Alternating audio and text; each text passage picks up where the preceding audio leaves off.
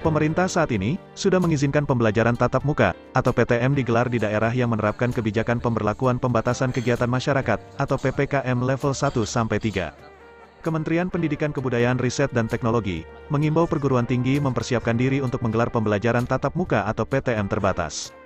Terkait hal itu, Direktur Politeknik Negeri Bali atau PNB, I. Nyoman Abdi, mengaku masih menunggu arahan atau petunjuk teknis yang lebih detail dari SKB Menteri serta petunjuk teknis di tingkat pemerintah Provinsi Bali.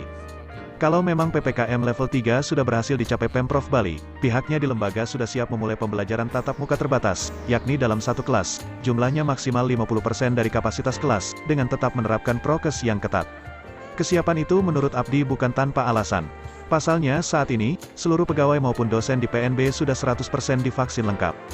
Begitu juga bila mahasiswa sudah divaksin lengkap, tentu akan lebih baik lagi.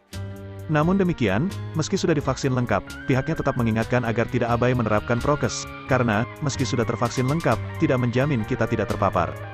Dikatakannya, meski pembelajaran tatap muka sudah digelar, tetap harus waspada, jangan sampai muncul klaster baru. Terkait protokol kesehatan, di masing-masing jurusan, sudah disiapkan sejak awal. Selama ini di masa pandemi, pihaknya sudah pernah merencanakan perkuliahan tatap muka, dengan persiapan teknis. Bahkan selama ini pelaksanaan praktikum sudah dilakukan tatap muka dengan prokes yang ketat.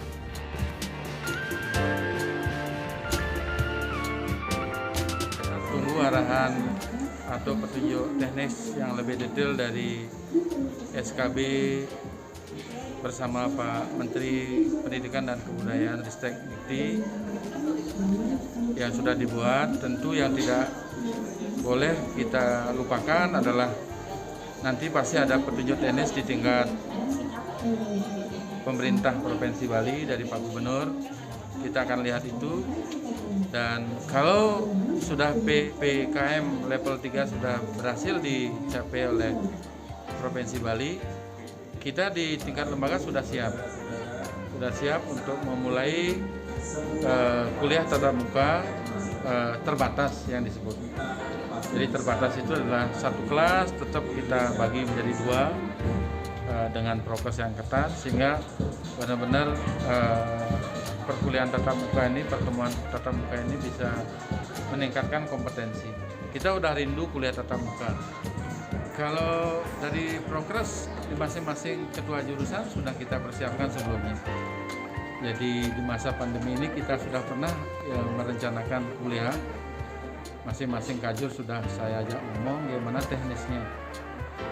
Jadi sebenarnya sekarang pun di jurusan teknik sipil, teknik elektro, teknik mesin sudah kuliah tatap muka, tapi prokesnya terbatas karena Politeknik Negeri Bali dalam satu kelas itu hanya ada 24 orang mahasiswa, 30 paling banyak.